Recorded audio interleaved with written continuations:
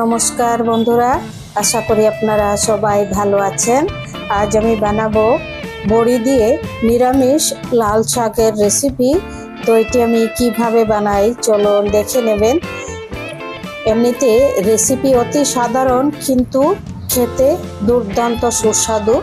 প্রথমে আমি শাকগুলো এইরকমভাবে প্রথমে ধুয়ে নিয়ে তারপর এটি ডাঁটাগুলো অল্প একটু ফেলে দিচ্ছি, বেশি ডাঁটা ফেলবো না। এরকমভাবে লাল শাকের ডাঁটাগুলো যেদিকে হার্ড মানে শক্ত সাইডগুলো আমি ফেলে দিচ্ছি।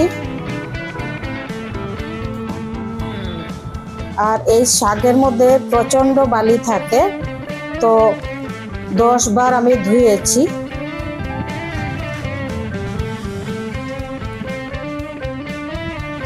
এবার খুব মিহি করে ধোয়ার পর কেটে নিচ্ছি। দেখুন খুব মিহি করে।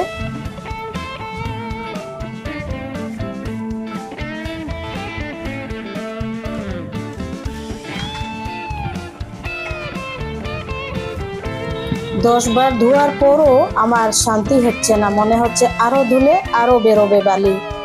এত বালি, এত বালি। আপনারা খুব সাবধানে শাক রান্না করে খাবেন। এমনিতে বোঝা যায় না, মুখে যেমন পাউডার মাখানো হয় ঠিক সেই পাউডারের মতন বালিগুলো দেখা যায় না। যখন ছাকনা দিয়ে ছাকা হয় শাকগুলো তখন বালি দেখা যায়। এখন 2 চামচ তেলের মধ্যে 10-12টি আমি বিউলি ডালের বড়ি ভেজে নিচ্ছি। খুব লাল করে ভেজে বড়িগুলি তুলে নেব।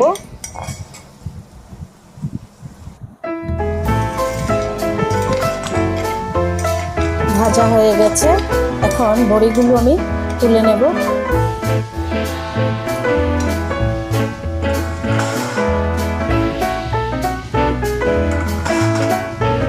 এখন এই বড়ি ভাজা তেলের মধ্যে অল্প একটু 5 ফোড়ন, একটি শুকনো লঙ্কা ফোড়নে দিয়ে দিচ্ছি সামান্য একটু আদা গ্রেট করে। তারপর দিয়ে দিচ্ছি কেটে রাখা লাল শাক। এবার দিয়ে দিচ্ছি আধা চামচ লবণ আর 4 ভাগের 1 ভাগ হলুদ দিতে নেই, তাও আমি জার্মসের জন্য দিলাম, অ্যান্টিসেপটিকের কাজ হয় তাই। এই শাকের মধ্যে এবার 5 মিনিট ঢাকা দিয়ে সেদ্ধ করে নিচ্ছি। 5 মিনিট হয়ে গেছে, খুব সুন্দর সেদ্ধ হয়েছে। সেদ্ধ হওয়ার পর দিয়ে দিচ্ছি ভেজে রাখা ডালের বড়ি।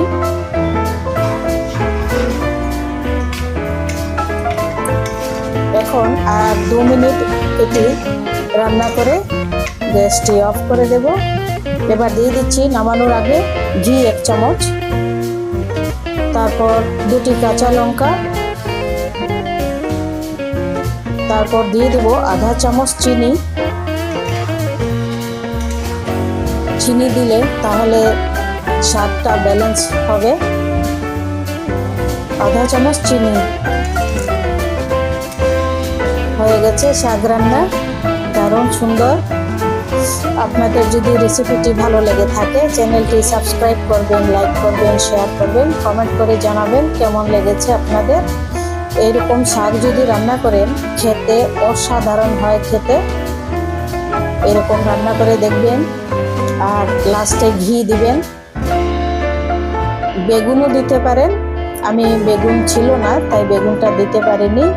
আপনারা এখানে ছোট ছোট করে বেগুনও দিতে পারেন ভেজে, দারুণ হয় খেতে। বেগুন এবং বড়ি ভেজে দিলে অসাধারণ।